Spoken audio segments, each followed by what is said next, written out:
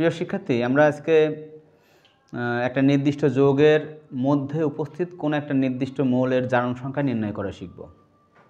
অর্থাৎ একটা রাসায়নিক যৌগের মধ্যে উপস্থিত কোনো মৌলের জারণ সংখ্যা কিভাবে নির্ণয় করতে পারি তা আমরা সেটা দেখি। জারণ সংখ্যা নির্ণয়ের জন্য আমাদের ছোটোখাটো কিছু টিপস একটু মনে রাখতে হবে। যেমন আমি একটা সংকেত দেখি আগে। ধরো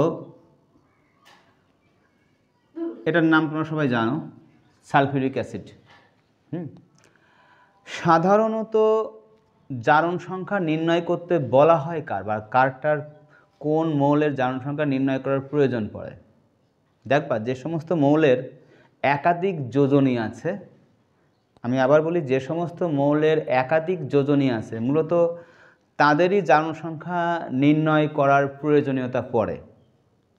বিশেষ করে একাধিক যোজনী আছে বা কেন্দ্রীয় পরমাণু, তাদের জারণ সংখ্যা নির্ণয় করার কথা নির্ণয় করার প্রয়োজন পড়ে। তাছাড়াও একটা যৌগের মধ্যে উপস্থিত সকল মৌলের জারণ সংখ্যা নির্ণয় করা যায়। সেটা কিভাবে নির্ণয় করতে হয় একটু দেখি। চলো আমরা একটা আলোচনা করি শুরুতে। তো দেখো এখানে আমরা বুঝতে পারছি হাইড্রোজেন, সালফার এবং অক্সিজেন তিনটা মৌল আছে। এই তিনটা মৌলের মধ্যে মনে করো সালফারের যোজনী তো আমরা জানি একাধিক আছে, 2, 4, 6। তা আমরা সচরাচর সালফারের জারণ সংখ্যা বের করে থাকি। এছাড়াও যে হাইড্রোজেন এবং অক্সিজেন জারণ সংখ্যা বের করা যাবে না তা কিন্তু নয়। এখন কথাটা হলো এই জারণ সংখ্যার যোজনীর পার্থক্যটা কি। মনে রাখবা জারণ সংখ্যা যোজনী একই। জারণ সংখ্যা আর যোজনী অনেক ক্ষেত্রেই এক। কথাটা অর্থ এরকম যে সকল যোজনী জারণ সংখ্যা, কিন্তু অনেক জারণ সংখ্যা আছে যেগুলো যোজনী না। ঠিক আছে, কোনো একটা ক্লাসে, আমি আজকের ক্লাসে আলোচনা করব না, অন্য একটা ক্লাসে জারণ সংখ্যা এবং জারণ অবস্থা এবং তার সাথে যোজনী এই তিনটার মধ্যে সাদৃশ্য বৈসাদৃশ্য তুলে ধরব। জারণ অবস্থা, জারণ সংখ্যা আর আছে যোজনী। তোমরা ওই ক্লাসটা দেখলে পরে একেবারে ক্লিয়ার হয়ে যাবে। তারপরে আপাততভাবে আমি একটু বুঝাই দিই যে যোজনী এবং জারণ সংখ্যা অনেক ক্ষেত্রে এক। অর্থাৎ সকল যোজনী জারণ সংখ্যা, মনে রেখো সকল যোজনী জারণ সংখ্যা রূপে ব্যবহৃত হতে পারে। আবার অনেক জারণ সংখ্যা আছে যেগুলো যোজনী নয়। তো যার জারণ সংখ্যা আমরা নির্ণয় করব একটা যৌগের মধ্যে, সেটি ব্যতীত যেহেতু জারণ সংখ্যা যোজনী যৌগের মধ্যে ব্যবহৃত অবস্থায় একই, সুতরাং যার জারণ সংখ্যা বের করব সেটা বাদে বাকি মৌলগুলোর যোজনী আমাদের জানতে হবে। কেন? এর কারণটা হলো, এটা একটু মনে রেখো, একটা যৌগের বা একটা অণুর মধ্যে উপস্থিত সকল মৌলের জারণ সংখ্যার সমষ্টি হয় 0। তার মানে এই যৌগ, এটা তো একটা যৌগ, এটা আয়ন না, এটা একটা যৌগ বা অণু, এটা যেহেতু আয়ন না, সুতরাং এই যৌগের মধ্যে উপস্থিত যে মৌলগুলো আছে তাদের সবার জারণ সংখ্যার সমষ্টি 0। আর যারা আয়ন, মনে করো এই যে পারক্লোরেট আয়ন, এটা একটা আয়ন কারণ উপরে চার্জ আছে, চার্জ দেওয়া আছে। আয়নের মধ্যে যে মৌলগুলো থাকে সেই মৌলগুলোর জারণ সংখ্যার সমষ্টি আছে এই আয়নের যে চার্জটা দেওয়া আছে সংখ্যাগতভাবে সে চার্জের সমান। ওকে, এটা একটু মনে রাখতে হবে। যেমন এর জারণ সংখ্যা, এই সালফুরিক অ্যাসিডের টোটাল জারণ সংখ্যা মানে অণুটার জারণ সংখ্যা 0, আর এই পারক্লোরেট আয়নের জারণ সংখ্যা আছে -1। এখন কথাটা হলো জারণ সংখ্যার যোজনী একই যৌগের মধ্যে ব্যবহৃত অবস্থায়, কিন্তু ছোট্ট একটু পার্থক্য হলো যোজনী লেখার ক্ষেত্রে আমাদের পজিটিভ নেগেটিভ কোনো সাইন ব্যবহার করা হয় না, কিন্তু ওই যোজনীকেই যখন জারণ সংখ্যা রূপে ব্যবহার করতে হবে তখন ওই জারণ সংখ্যা রূপে ব্যবহার করার সময় যোজনীকে পজিটিভ বা নেগেটিভ সাইন দিয়ে প্রকাশ করতে হবে। এই হলো পার্থক্য। তা মনে করো আমি এই সালফুরিক অ্যাসিডের মধ্যে সালফারের জারণ সংখ্যাটা বের করতে চাই। তো এর জারণ সংখ্যা যদি বের করতে চাই তাহলে আমাদের কি করতে হবে, আমরা ধরে নিতে পারি, ধরি সালফারের জারণ সংখ্যা আমরা বের করব, যেহেতু এক্স ধরে নিই। হ্যাঁ, এবার যেহেতু এটা অণু, সুতরাং আমরা বলতে পারি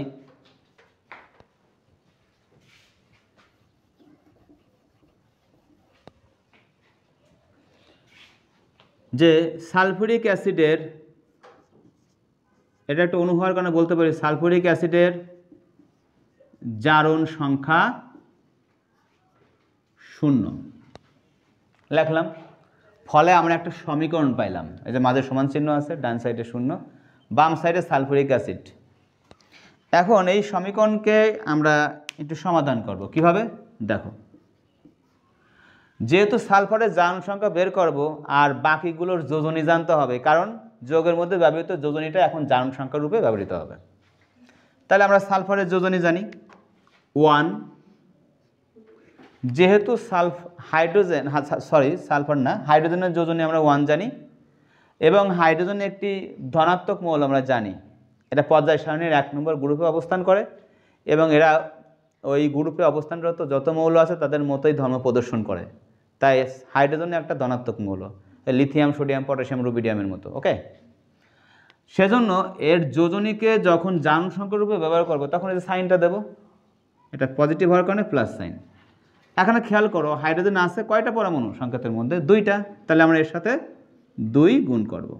ওকে, এরপরে দেখো আমরা কি করব, এখন হাইড্রোজেন, সালফার এবং অক্সিজেন এদের টোটাল জারণ সংখ্যাই তো 0, তার মানে এদের জারণ সংখ্যাগুলো যোগ করতে হবে। সেজন্য আমরা কি করব, এখানে হাইড্রোজেনের জারণ সংখ্যাটা যোগ করব সালফার, সালফারের জারণ সংখ্যা x ধরছি। সালফার আছে কয়টা? এখানে একটাই আছে, তাহলে 1x, 1 লেখা লাগে না। এরপরে দেখো অক্সিজেনের জারণ সংখ্যা, তো প্লাস দেব এখানে, দেই। অক্সিজেনের যোজনী আমরা জানি 2, অক্সিজেনের যোজনী আমরা জানি 2, কিন্তু এই যোজনীটা যখন জারণ সংখ্যা রূপে ব্যবহৃত আছে তখন এটা সাইন দিতে হবে একটা। অক্সিজেন একটা ঋণাত্মক মৌল, নেগেটিভ মৌল, সেজন্য আমরা একটা এই যোজনীকে নেগেটিভ সাইন দিয়ে দেখাবো, -2। এখানে অক্সিজেন আছে কয়টা? 4টা, সেই 4 এখানে গুণ হবে, কারণ একটা অক্সিজেনের জারণ সংখ্যা আছে -2, তাহলে 4টা অক্সিজেন জারণ সংখ্যা কত হবে? -2 গুণ 4। একটা হাইড্রোজেন জারণ সংখ্যা +1, তাহলে 2টা হাইড্রোজেনের সংখ্যা কত হবে? +1 × 2। এইভাবে এই জারণ সংখ্যাগুলোর সমষ্টি কিন্তু আসলে মূলত এই 0। ফলে একটা সমীকরণ পেয়ে গেলাম। এখন এই সমীকরণকে সমাধান করে x এর মানটা বের করে ফেলবো। এখানে +2 + x -8 = 0 বা x - 6 = 0, অতএব x = 6।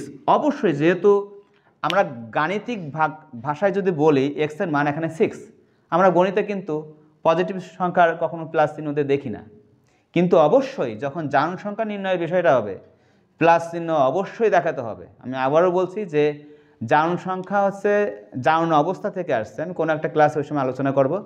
সেজন্য এর জারণ অবস্থা ধনাত্মক বা পজিটিভ হওয়ার কারণে অবশ্যই প্লাস চিহ্ন দিতে হবে, প্লাস চিহ্ন না দিলে তোমার কিন্তু ভুল হবে। ঠিক আছে, একই রকমভাবে যদি এই আয়নটার জারণ সংখ্যা বের করতে চাই, আমি আর ওখানে কথাই লিখছি না, তুমি একটু দেখে নাও। এই আয়নের জারণ সংখ্যা কত হবে? -1। তাহলে আয়নটার জারণ সংখ্যা আছে -1। ওকে, এখন এই আয়নের মধ্যে উপস্থিত কোনো একটা পরমাণুর যে জারণ সংখ্যা বের করতে বলে, মনে করো ক্লোরিনের জারণ সংখ্যা আমার বের করতে বললো, তাহলে ক্লোরিনের জারণ সংখ্যাকে আমরা x ধরে নিই। এখানে ক্লোরিন আছে কয়টা? একটা, সুতরাং একটা x, এর সাথে যোগ হবে এর জারণ সংখ্যা। তাহলে অক্সিজেনের জারণ সংখ্যা আছে আমরা জানি -2, এর সাথে গুণ হবে অক্সিজেন আছে কয়টা? 4টা, = -1। তাহলে x - 8 = -1 বা x = -1 + 8, অতএব x = এখানে +7।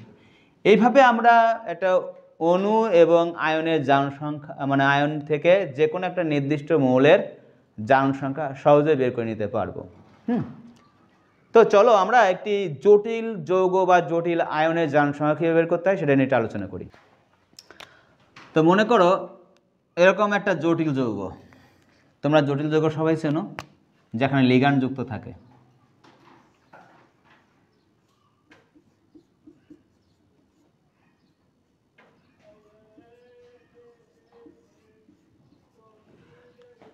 তোমরা এই যৌগটাকে সবাই চেনো, টেট্রামিন কিউপিক সালফেট।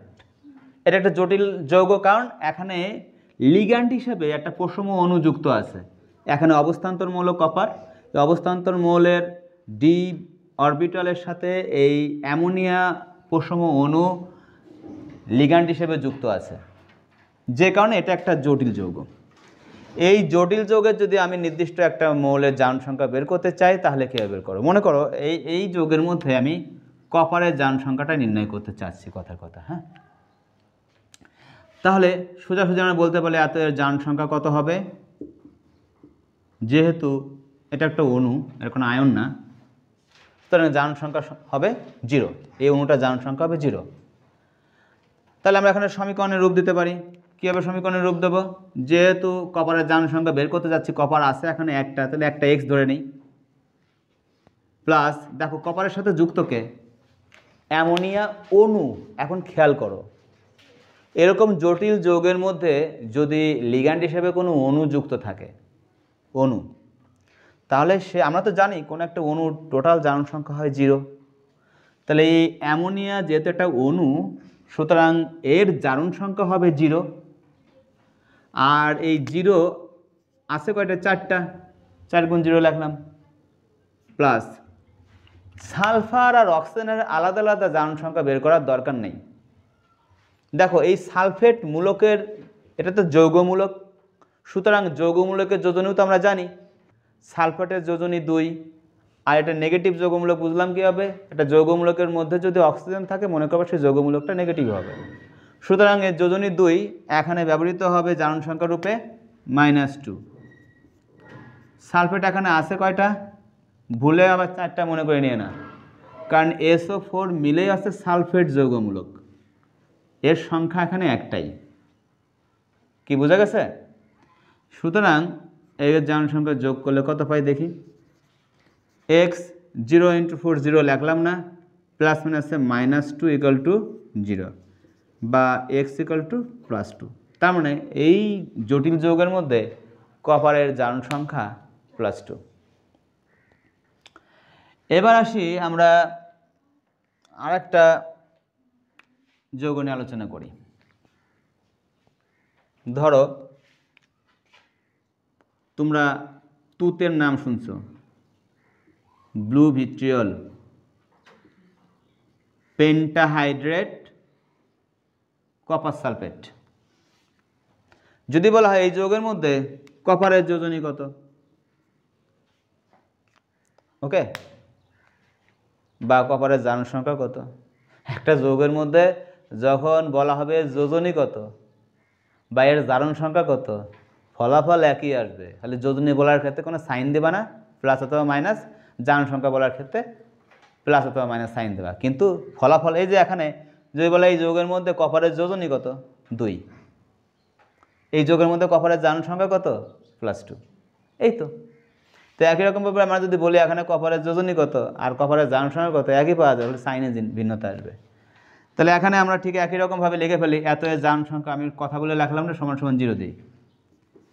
কপারের জারণ সংখ্যাকে x ধরি, কপার আছে এখানে x। আমি আবারও বলতেছি, সালফেট হচ্ছে যৌগমূলক, আমি পুরো সালফেটের জারণ সংখ্যাকে, যেহেতু আমি এখানে সালফারের জারণ সংখ্যা বের করতে চাচ্ছি না, যদি সালফারের জারণ সংখ্যা বের করতাম তাহলে কিন্তু এখানে সালফার বাদে কপার এবং অক্সিজেন আলাদা আলাদা মৌলের জারণ সংখ্যা সমষ্টি করতাম, ঠিক আছে?